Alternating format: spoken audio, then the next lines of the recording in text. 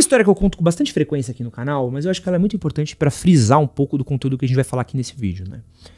Teve uma garota que eu namorei uns anos atrás, e aí eu fui passar um final de semana na casa dela. Um dia eu acordei, e aí eu vi ela tomando café da manhã com os pais dela, tal, conversando. E em determinado momento, pós-café da manhã, o pai dela convidou ela pra uma mesa e falou: ah, filha, vamos conversar aqui sobre seus investimentos.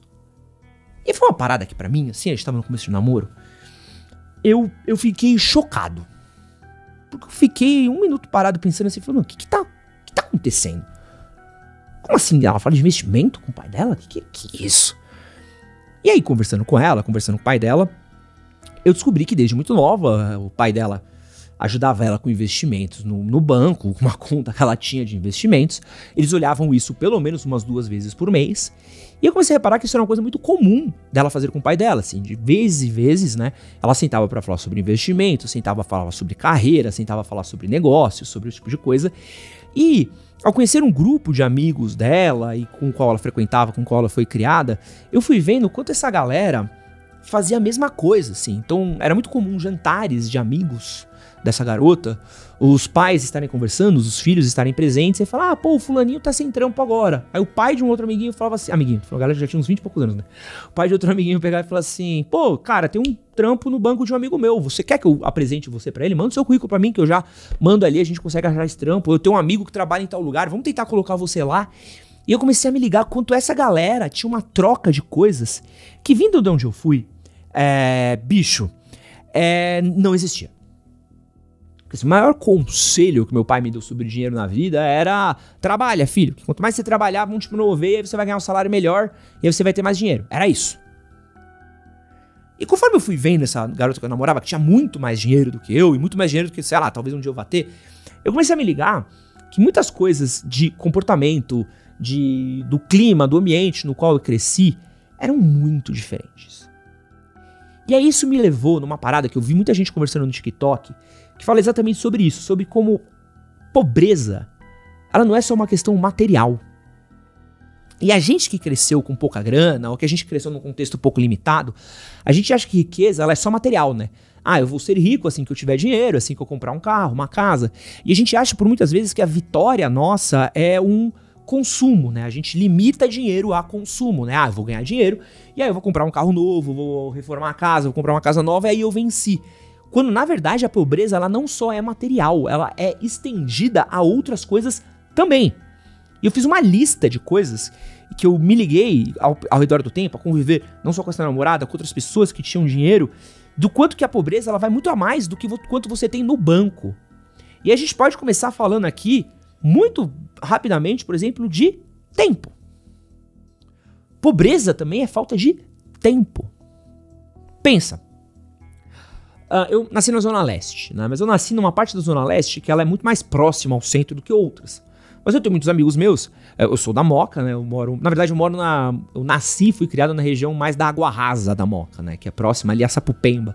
Então, boa parte da minha infância eu cresci ali jogando bola perto da Sanifara Maluf, ia empinar muita pipa na Sapopemba, tenho amigos que moravam no Sapopemba, Jardim Grimaldi, outras coisas lá pra cima, mas eu também conheço pessoas que moravam na Vila Matilde, moravam no Carrão, moravam pra Penha, ou até mesmo um pouco mais pro Fundão, São Mateus, e outra rapaziada desses cantos daí.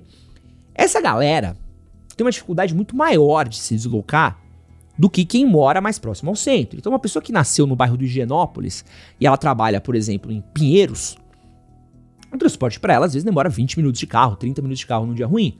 Alguém que mora na Vila Matilde e precisa ir para um Pinheiros da vida, é no mínimo 1 hora. Num dia excelente, um dia onde tudo deu certo. E aí, você tem 1 hora para ir e 1 hora para voltar. Isso quando você tem o privilégio de ter um carro, uma motinha, alguma coisa. Quanto mais pobre você é, você tem, vou ter que usar aqui um transporte público, vou ter que pegar um metrô cheio, vou ter que pegar uma parada assim. Você vai faltando tempo pra você se deslocar pras coisas. Isso quando você não tem que trabalhar numa escala 6x1. Isso quando você não tem que pegar 2 horas. Isso quando não chove, você não pega 3 horas. Então o tempo, ele é muito limitado. Às vezes, quando sobra o tempo, você tem que ter um segundo trampo, um terceiro trampo, um trampo extra. E aí falta tempo pra cuidar da sua família, falta tempo pra cuidar de você mesmo, falta tempo pra você ter hobby, pra você ter lazer, pra você ter cultura, pra você ter sono e descanso. Cresce hoje no Brasil o número de pessoas pobres e obesas. E aí você vai falar assim, pô, peraí, a pessoa é pobre, mal tem dinheiro pra comer, mas tá obesa? Quer dizer que ela tá gastando muito? Pô, não.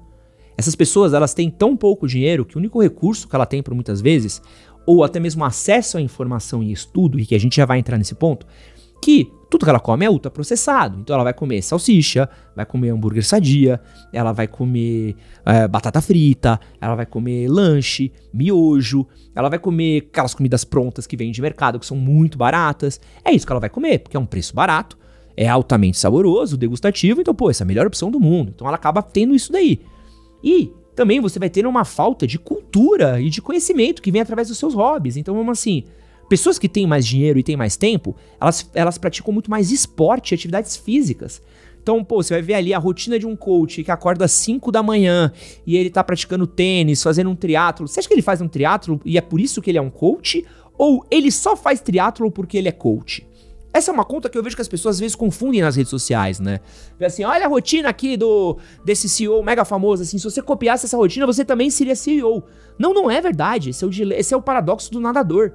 Esse cara só consegue ter essa rotina justamente porque ele é um cara que ele tem muito dinheiro por muitas vezes, ele mora muito próximo ao trabalho dele, ele tem o privilégio de poder chegar a hora que ele quiser, e ele sabe que pra ele pegar às vezes os 15 minutos de carro que ele pega de Uber ou com um patinete dele, não é as mesmas 2 horas que um trabalhador demora pra atravessar a cidade. Não, e você não tá entendendo. Ó, eu entrevistei esses dias o Ademir Paulino, que é um excelente treinador, e a gente tava falando sobre triatlo.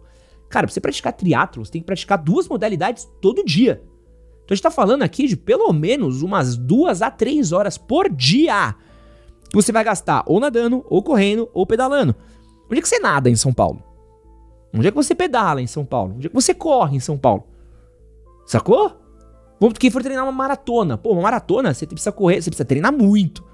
Cara, pra você ter tempo pra você poder treinar pra uma maratona é um privilégio. E aí, vamos falar de clubes. Pô, eu frequentei clube de gente com muito dinheiro. Você via que as pessoas iam jogar tênis, jogar basquete, vôlei, ir pra jantares, ir pra encontros. Por quê? Porque eles têm um tempo livre, eles têm dinheiro, eles conseguem frequentar isso. Eles têm tempo pra ler mais, eles têm tempo pra praticar esporte, eles têm tempo pra um referencial de cultura muito grande que é viajar, ir a museu. Muitas pessoas falaram de capital cultural, né, como se fosse uma coisa que você adquirisse no vácuo. Ah, tenha mais capital cultural. Beleza, tá bom, quero ter capital cultural. Eu vou conseguir ir ao Louvre? Eu vou conseguir ir ao Museu d'Orsay? Admirar os pintores, um Renoir da vida? Um Degas? Você sabe o que é um Degas? Tu já viu um Degas em tamanho real? Você já foi no Pompidou? São coisas, às vezes, que você pode olhar numa foto, mas você, pô, a vida inteira admirei todos esses artistas. A primeira vez que eu olhei eles, foi a primeira vez que eu me liguei e falei assim, cara, isso não tem nada a ver com o livro, né? Posso ver 1 milhão de vezes essa foto, mas é uma outra coisa ver eles pessoalmente, é outras coisas você ver com um guia, é outra coisa você olhar, você entender, você ver cada brushzinho do pincel, cada pinceladinha naquele quadro. Tem um quadro que eu adoro, que é aquela Manhã no Parque, não sei se você conhece esse quadro. Maravilhoso, do pontilhismo. Pô, eu amo esse quadro, assim, de um jeito que vocês não conseguem entender, é um dos meus quadros favoritos. Cara, a primeira vez que eu vi aquilo presencialmente, eu chorei. Porque ele é muito maior do que eu imaginava, ele é muito mais legal do que eu imaginava. Então é uma coisa que a vida inteira que eu estudei arte, muito limitado ao que eu tinha de material, e eu pude ver aquilo pessoalmente, eu pude entender aquele quadro. Cara, agora minhas aulas de arte parece que elas fizeram um na minha cabeça. Eu falei, caralho, tá aqui. É isso. Sabe? Então tudo isso vem através de dinheiro, de tempo. E por que eu tô falando isso, assim? Que é uma questão que a gente precisa entender às vezes, e quem não teve dinheiro às vezes não entende o tamanho do degrau da distância que a gente tem, às vezes, de outras classes, de outras pessoas mais privilegiadas. E como existem muitas coisas em que a gente poderia investir, pensar e fazer que somariam pra gente uma bagagem muito maior, às vezes, do que apenas o consumo. Eu não tô falando nem sobre dinheiro, eu tô falando aqui sobre consumo. Porque para muitas vezes, para quem não teve cultura, para quem não teve conhecimento, para quem não teve informação, dinheiro é apenas sobre consumir. Mas quando o dinheiro, por muitas vezes, é sobre viver uma vida melhor, com mais qualidade, com mais repertório e com muito mais oportunidades para você. E no vídeo de hoje, eu quero continuar explicando aqui do porquê pobreza não é só uma questão material. Então prepara o seu cofrinho aí, que tá começando um Conversas Difíceis. Olá, pra quem não me conhece, meu nome é Edson Castro, seu melhor amigo na internet, sou jornalista e apresentador. Esse é o Conversas Difíceis, o quadro que acontece todas as segundas-feiras, às 8 horas da noite aqui nesse canal. Se você não é inscrito, esse é meu novo canal. Quero pedir aqui pra você me ajudar se inscrevendo, porque a gente ainda tá começando por aqui, então não é o canal falecido, é o canal novo, então conto com cada inscrição, conto com cada inscrito, com cada like, porque ajuda muito a gente continuar produzindo conteúdo por aqui. Então, se você puder me dar essa força daqui, vai me ajudar bastante.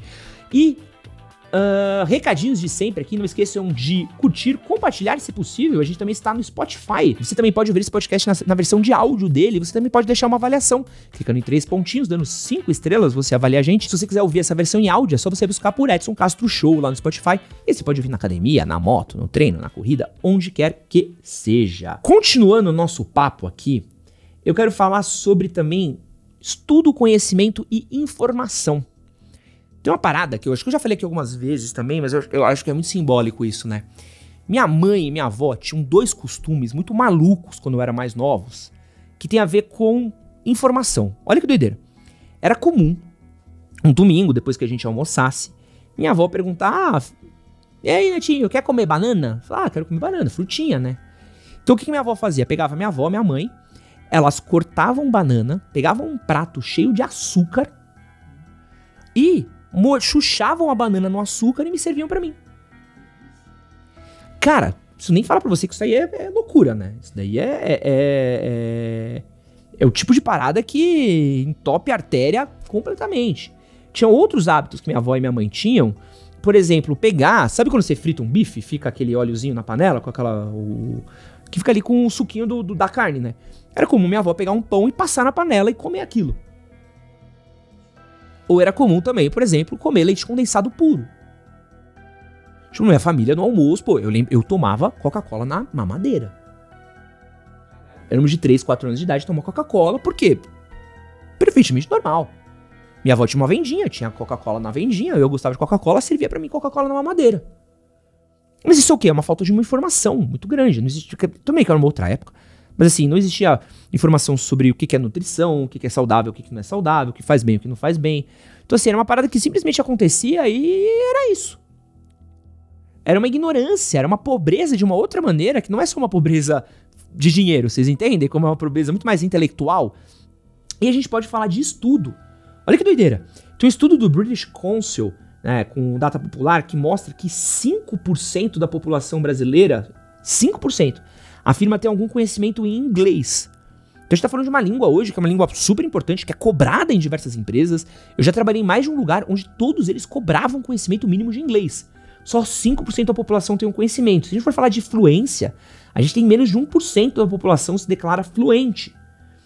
Mas a gente pode entrar em outras coisas de conhecimento que são mais perigosas ainda, né? Muitas famílias não conseguem garantir alimentação, transporte ou material necessário para uma criança ir para a escola estudar. Então a gente tá falando de crianças que vão às vezes com fome, que não têm alimentação suficiente para prestar atenção na aula, e já tem pesquisas hoje que mostram que crianças que são mal nutridas, elas têm um desempenho pior do que crianças que são bem nutridas. Inclusive, muitas crianças vão para a escola hoje, minha mãe é professora de prefeitura, ela pode falar, eu posso falar com propriedade disso. É comum minha mãe falar que tem alunos que vão para a escola só para comer. Porque vai ter merenda, porque vai ter café da manhã, vai ter almoço, e o jeito deles comerem é esse. A gente pode falar também de outras coisas, né? Vamos falar uma questão muito mais simples, que é concentração e desempenho. Vamos lá, voltando ali, escala 6x1, 2 horas de transporte e tudo mais. Como é que você garante que você vai ter tempo para ajudar seu filho com a lição de casa? Como é que um pai garante que vai ter tempo para entender se o filho ele tá tendo um bom aprendizado, tá sendo alfabetizado ou não, se ele tá entendendo o que ele tá lendo, se ele está conseguindo se alfabetizar direito, se o pai mal tem tempo de estar em casa, se a mãe mal tem tempo de estar em casa, como é que ele vai revisar a lição do filho dele? E por muitas vezes esse próprio pai ele também não terminou a escola, ele não terminou em estudo. No Brasil hoje é comum pessoas largarem a escola e o estudo pra trabalhar, porque é o único jeito, porque a família tá precisando de dinheiro, tá precisando de comida. Então, se não tem tempo, já é um problema. Agora vamos falar de pessoas que moram, às vezes, num lugar onde tem um baile funk na porta da casa. Onde tem randandandandandandandan de moto na porta. Tem tiro. tem carro, tem música alta. Como é que você se concentra num lugar desses? E aí, ainda a gente vende um discurso pra boa parte da população de que, faculdade não serve pra nada, escola não serve pra nada, tem que largar a CLT, mas a gente tem diversos estudos hoje que mostram, a gente tá falando de número, tá? A gente não tá falando de achismo. Tem números que provam que pessoas que se formaram no ensino médio ganham muito mais do que pessoas que não se formaram. E aí, isso pro ensino superior só aumenta. Pessoas que terminaram o ensino superior ganham muito mais ainda do que pessoas que terminaram o ensino médio. Quanto mais formação você tem, óbvio, formação não quer dizer nada, mas numericamente falando, então a probabilidade de você ganhar mais e melhor tendo o ensino superior é maior do que não tendo. E aí a gente pode entrar em questões de cursos, especializações, estudo, porque assim, papo reto, vai inventar esse papo aí de que, não tem que estudar, não tem que sei o que lá. O filho do rico tá indo estudar lá fora. Tá indo fazer Sorbonne, tá indo fazer MIT, tá indo estudar em Chicago, tá em Stanford, em Harvard. Pô, eu já conversei com uma série de CEOs, conversei com donos de várias empresas, vários donos de várias empresas. Sabe uma coisa que é muito comum em todos eles? Todos terminaram o ensino superior. Todos tiveram curso fora, todos tiveram um ensino de qualidade. E se você tá buscando ensino de qualidade, quero deixar a recomendação pra vocês aqui da EBAC, a Escola Britânica de Artes Criativas e Tecnologia, que é uma instituição de ensino online inovadora que oferece mais de 150 cursos numa plataforma própria de ensino. Diversos deles na área de marketing, além de 2 pós-graduações reconhecidas pelo MEC. São mais de 145 mil alunos que estudam na EBAC, transformando o seu futuro e entrando no mercado de trabalho. Na EBAC você tem diversas opções de cursos em várias áreas diferentes. Tem programação e data, audiovisual, marketing, design, arquiteturas, games e moda. E o universo da EBAC é muito mais do que apenas aulas gravadas. Eles têm portas abertas para várias oportunidades de eventos online e offline. Tem oficinas de conhecimento, participações em hackathons e muitas outras experiências extracurriculares exclusivas para estudantes. E além disso, você tem acesso a uma comunidade de alunos no Slack, onde você pode trocar uma ideia, tirar dúvida, cria discussões muito relevantes para a área escolhida. Então, além de estar estudando, você está em contato com outras pessoas também. No corpo docente da EBAC são mais de 300 professores que são profissionais renomados do mercado. Então você não tá aprendendo com qualquer um não, tá aprendendo com quem tá praticando, com quem tá na área e tá tendo contato direto com essas pessoas. Então você tem acompanhamento individual ao longo de todo o período de curso, te ajudando durante as atividades, as aulas, tirando dúvidas, corrigindo exercícios e, obviamente, que vão te ajudar a ingressar na área, mesmo que você não tenha nenhuma experiência. E no final do curso, você recebe um certificado que é reconhecido pelo mercado de trabalho e sai com um portfólio de projetos pronto para poder se destacar. Com a EBAC você tem acesso a uma plataforma de ensino super confortável, fácil e interativa, onde você pode estudar onde e quando você quiser. Você pode acessar todas as aulas, acessar os materiais extras de estudo, fazer as anotações, marcar reuniões com consultores de carreira. Olha que legal, você tem uma reuniãozinha com consultor de carreira, pô, importantíssimo, né? Você assiste palestra gratuita, ainda tem um laboratório interativo de Python para testar os seus conhecimentos. Pra galera que quer, por exemplo, trampar com marketing digital, que é uma área que tá super em alta, você consegue fazer o curso Marketing Digital do Zero ao Pro, onde você estuda as 5 profissões mais populares da área, escolhe a que você gosta mais, e aí você pode dominar essa área e vai te ajudar a abrir portas pro mercado de trabalho. Existem hoje estudos do Glassdoor e da EBAC que mostram que alguns salários da área de marketing chegam a rodar ali em torno de R$7 mil.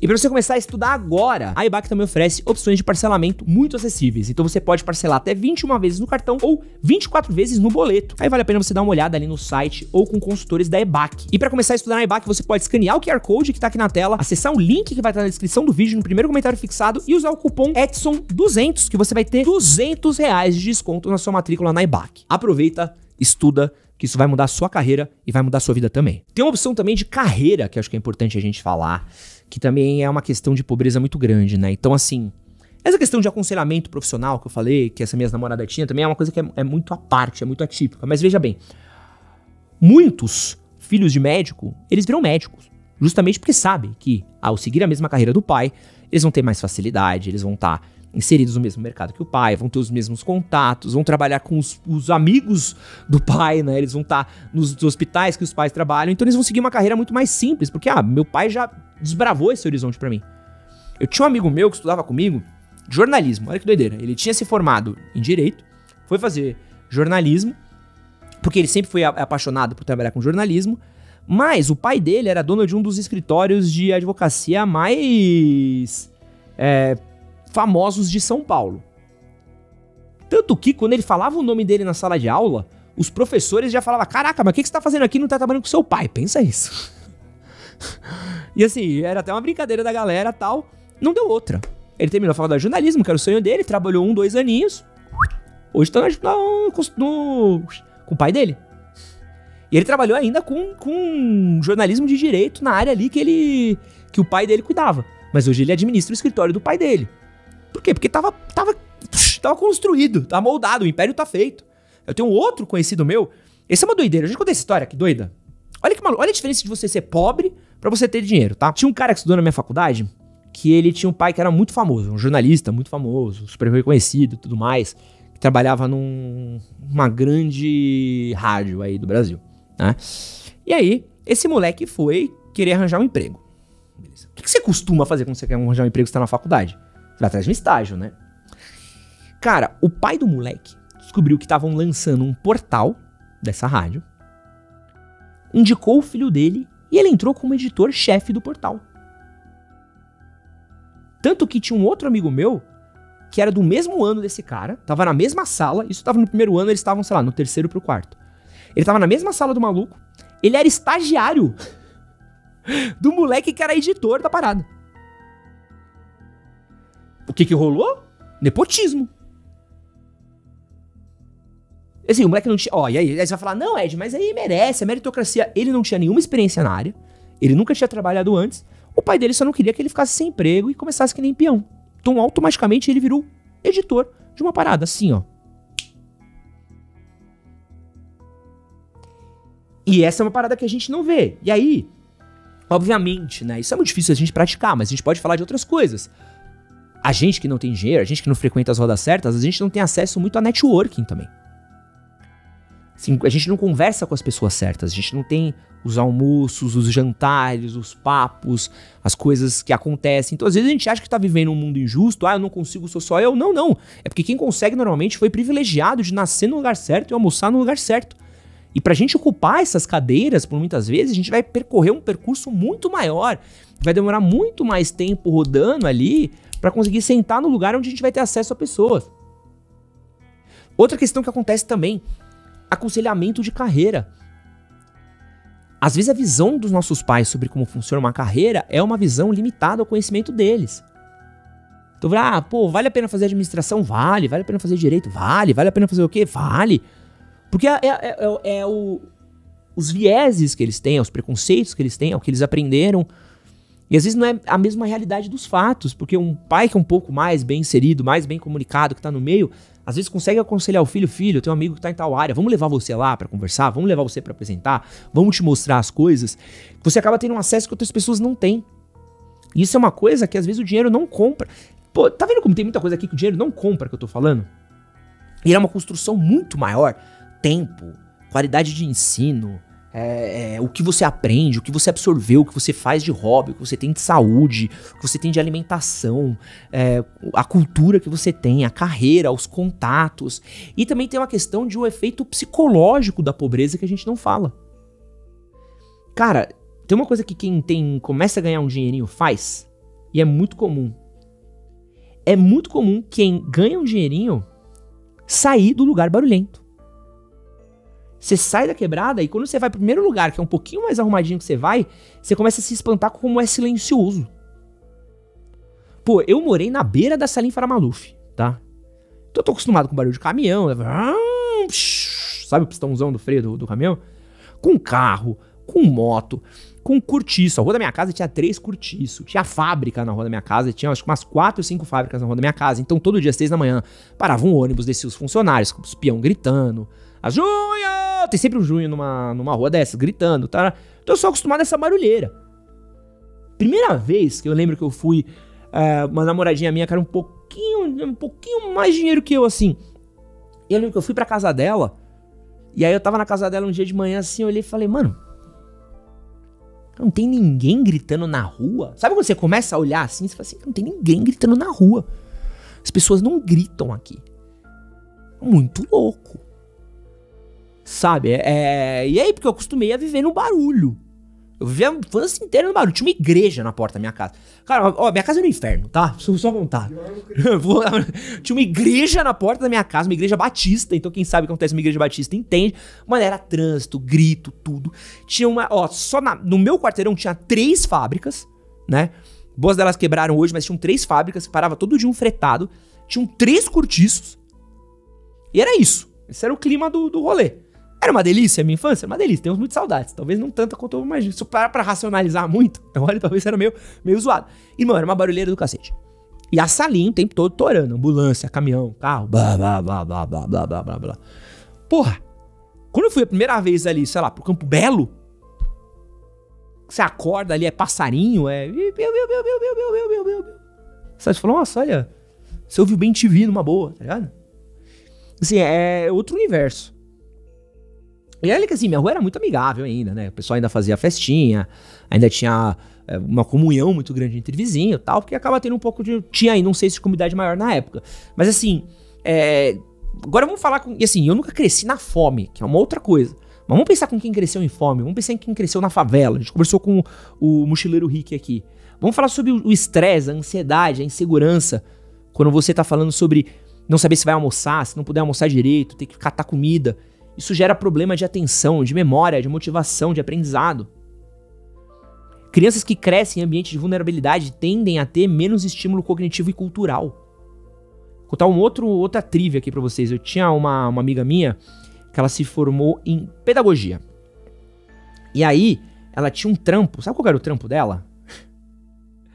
Ela trabalhava com estímulo de crianças recém-nascidas. Sabe o que ela fazia, irmão? Ela ia pegar os nenenzinhos e ela ficava dando texturinha pras crianças passar a mão. Mexer perninha, mexer bracinho, mexer dedinho, mostrar cor. Fazer barulhinho, tipo vaquinha, cachorrinho e tal. Tipo assim, uma criança que tinha lá 6 meses a 1 ano, 2.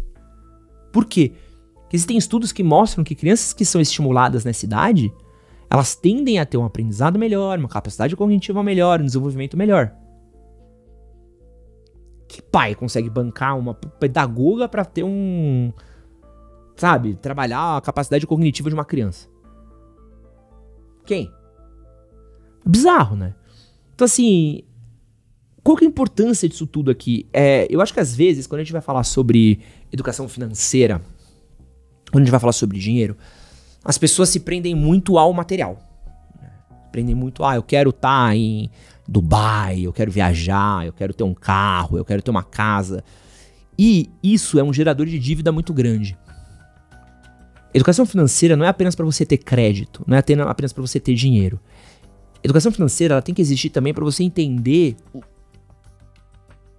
o mundo de possibilidades de coisas que às vezes eles são completamente invisíveis pra gente. Muitas dessas coisas que eu falei aqui eu vivi sem a vida inteira. E a partir do momento que eu entendi que existia, eu fiquei chocado. Falei, meu Deus, isso existe? Sabe? Uma coisa que nunca aconteceu na minha casa, assim. Reunir pessoas pra falar sobre livro, sobre arte. Fazer uma vernissage. Sabe? Isso nunca existiu. Eu lembro que eu já participei de vernissagens depois mais velho, quando eu trabalhando com jornalismo, que eu falei, gente, que isso? Que loucura é essa? Esse rolê aqui? Então existe um monte de coisas que existem, que estão às vezes fora do nosso alcance, do nosso tato, do nosso toque, e que a gente não faz ideia. E é o que gera qualidade de vida pra gente. É o que gera prosperidade pra gente. A prosperidade às vezes tá muito além do que só gastar. Ela tá em como a gente vive a vida. No que a gente investe nosso tempo. E certas coisas que a gente investe nosso tempo, nossa energia, nossa saúde, dão uma qualidade de vida maior pra gente. Então é um entendimento, às vezes, que eu acho que precisa ter, de que dinheiro não é só sobre dinheiro, não é só sobre posse, é sobre viver. E às vezes você entender onde você está gastando, como você está investindo o seu tempo, como você está investindo a sua energia, às vezes, vai te trazer muito mais qualidade do que em coisas que você está comprando. Meu nome é Edson Castro, isso é Conversas Difíceis, valeu.